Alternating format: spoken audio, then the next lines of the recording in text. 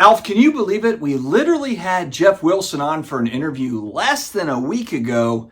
And man, the guy has been coming out with hot, controversial takes ever since he came on the show. Maybe he got fired up while he was on the show. I'll put a link to the video down below.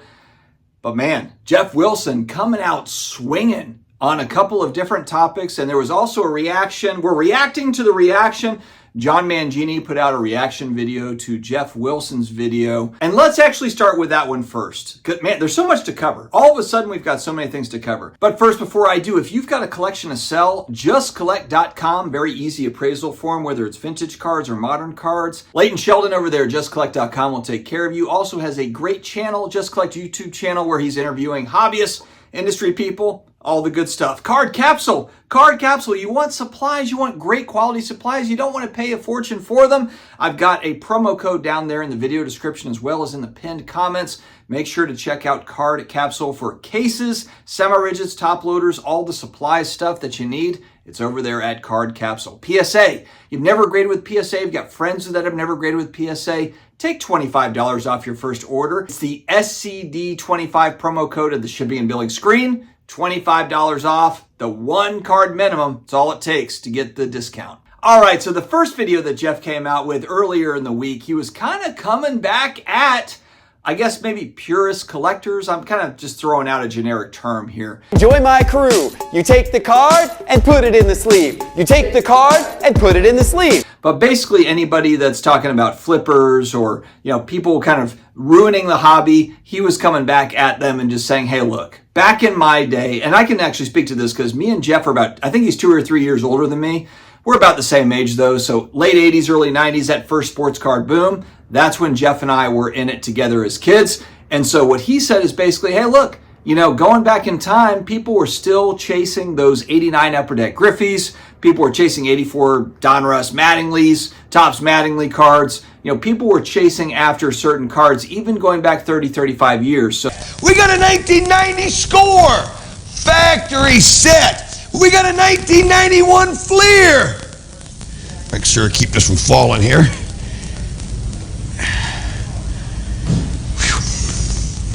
Everything's falling, guys. This is a wall of cards. People weren't necessarily only collecting sets, and it wasn't just a purist collector's style hobby back then. Again, what's great about the internet is I can go back using a documentary that I always reference. Always makes this very easy because it is literally a recording from 1990 from people at card shows talking about the current hobby. And so Cardboard Dreams on YouTube, half-hour documentary. It is an absolute gem of hobby content. If you've never watched it, check out the links in the video description, all the different things. But you got to watch this because it will shock you as to how some things have changed in our sports card hobby and some things have not changed at all. And don't worry about the value. It's nice to have this. It's nice to show your friends and so forth.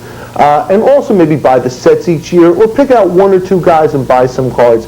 But if you do it strictly as investment, that's the only reason, you will get burned eventually. And you'll get burned pretty hard because maybe only 1 out of every 5 rookies will make it. I mean, I can name guys like Sam Horn and Joe Charbonneau that people bought like crazy. They were out of baseball. They're not around anymore. And one thing in particular is, of course, people were speculating on cards going back to 1990. However, there was also, as John Mangini mentioned in his reaction video, there was a lot of set collectors, and there was a lot of people that were just buying cards of stars and just enjoying the hobby and so forth. It was a far less expensive hobby in 1990. So people can talk about the chase, this, that, or whatever.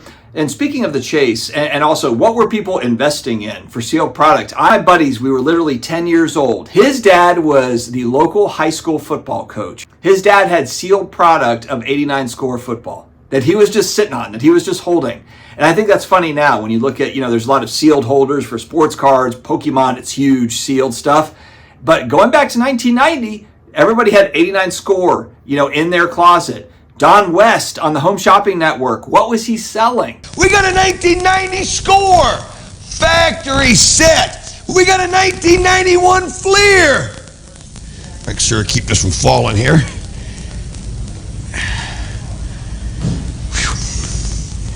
Everything's falling, guys. This is a wall of cards. Factory sets. Everybody was collecting factory sets, speculating on that sort of stuff. Singles as well, for sure, but also factory sets. There was set collectors too, binders and binders of cards. I mean, look, it was an absolute bonanza back in the late 80s, early 90s, and that's really what's brought all of us back into this now today. But both are right here. Geoff is correct in saying that, hey, look, people were chasing after Jose Canseco cards and Ken Griffey Jr. and Todd Van Poppel and Greg Jeffries and a lot of these guys, Barry Sanders, 89 score. A lot of people were chasing after these sorts of cards. Shaq, when he came out in 92, my God. Larry Johnson, a 1991 Upper Deck card. That was an expensive card, ungraded. There was a lot of chase going on, but it's at a completely different level now. It is a totally different galaxy as to what the chase is now versus 1990. So I understand what Geoff is saying in the sense of like, hey, we had chase back then. Yeah, but you're buying $1.50 packs of 89 Upper Deck to chase Ken Griffey Jr. You're not spending hundreds of dollars on a break spot to chase these cards. It's a totally different world. So I understand kind of what Geoff is saying. It's like they're both right. I understand what Geoff is saying. I also understand what John Mangini is saying here in the reaction.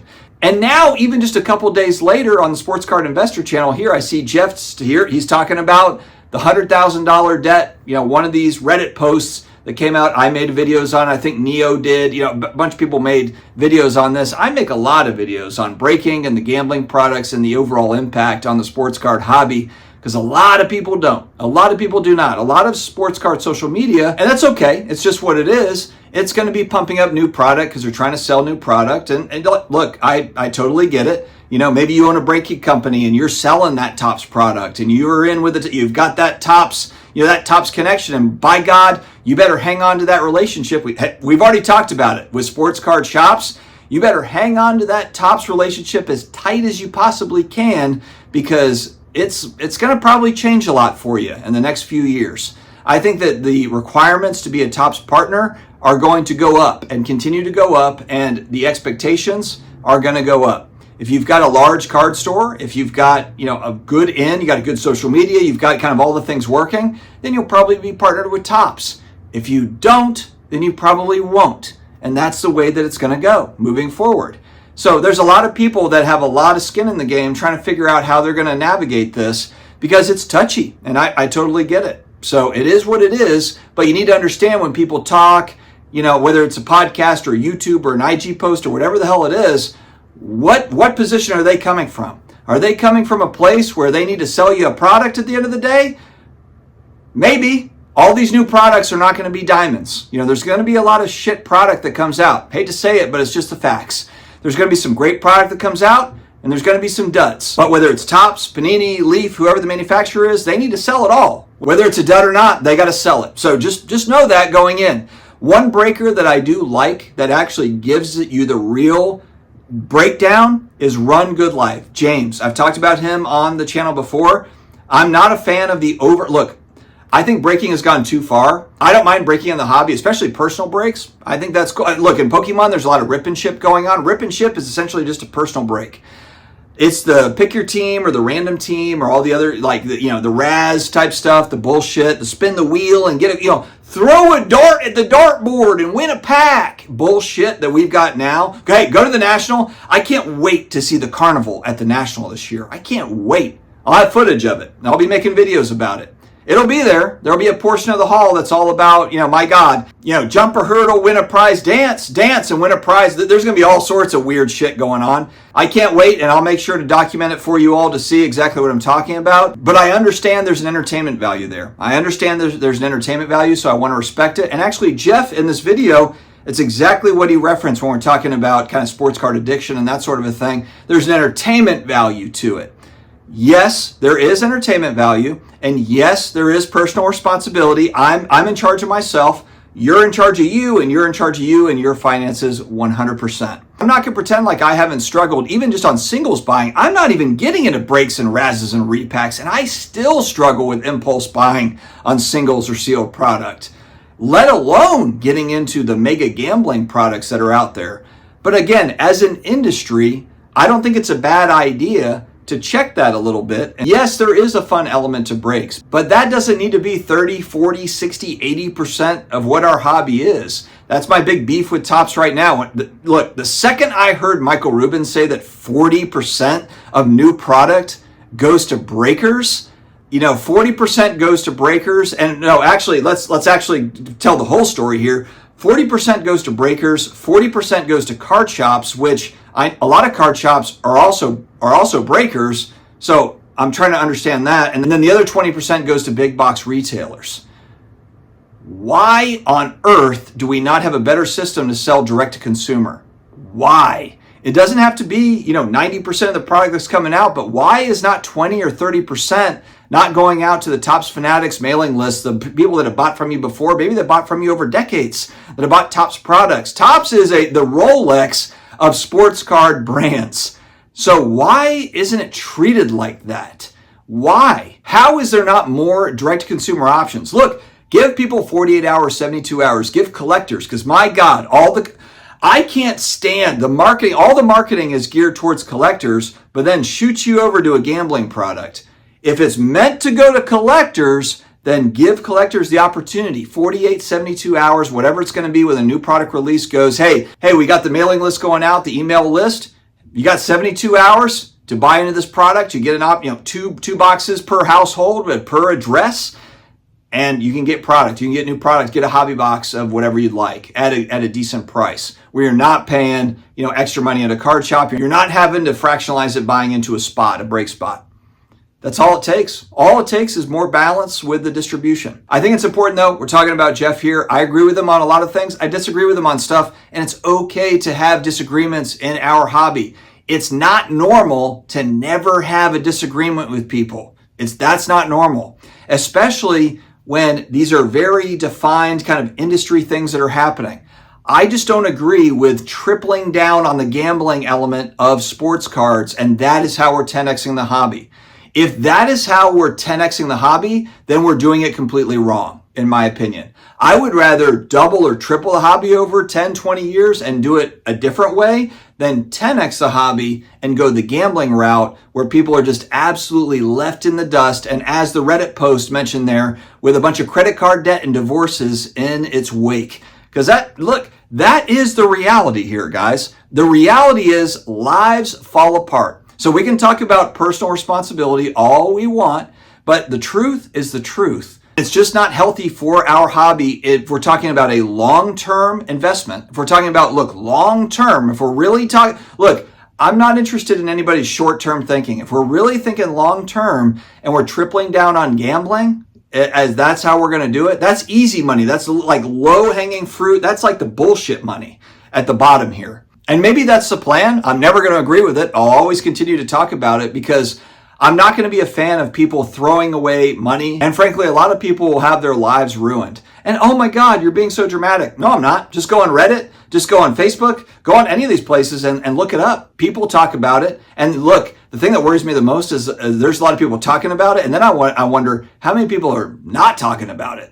Because I think there's a lot of people not talking about these struggles where they're having these conversations with their wife, their husband, their spouse, whoever, the girlfriend, boyfriend.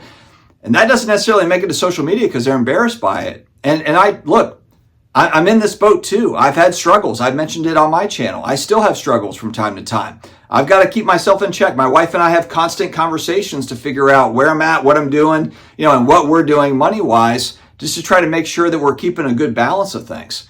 So look, this is not anything to be ashamed of, but I also don't want to look away and not pretend like the truth of the matter is if you're a husband, a father, if you're a mother, a wife, you've got kids, you've got a family, there's a lot of responsibilities. There's a lot of things going on, a lot of moving parts. And that money that goes towards our hobby can always go to something else, a college fund, a retirement account, investment fund, a vacation for there's a million other places where this money can go to, even a different hobby, golf, bowling, or whatever the hell it is.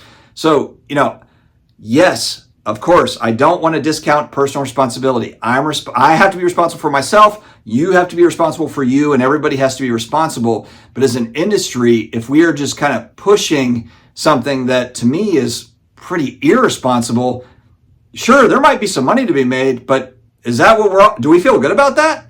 Look, I'm a singles buyer. So a lot of people tell me like, hey dude, why do you care about breaking and razzes and repacks? You're a singles buyer, so you should love this. People are getting in and they're doing the breaks, and then the singles come to market, and then I'm able to buy the singles that I want to buy. That is true, but as I've mentioned in other videos, I don't feel good about other people getting hosed so that I can get a good deal on singles, on single cards.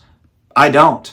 And I know a lot of this hobby is just kind of it's kind of like a dog-eat-dog world, and I get it, but I'm not here for that. I'm not interested in that. So I don't know, for long-term hobby health, I hope there's just more thought put into this from the manufacturers, from all the industry folks. Look, we're all in this thing together. Let's make sure that we are watching out for another. Stay healthy, stay awesome, and I will talk to you again later.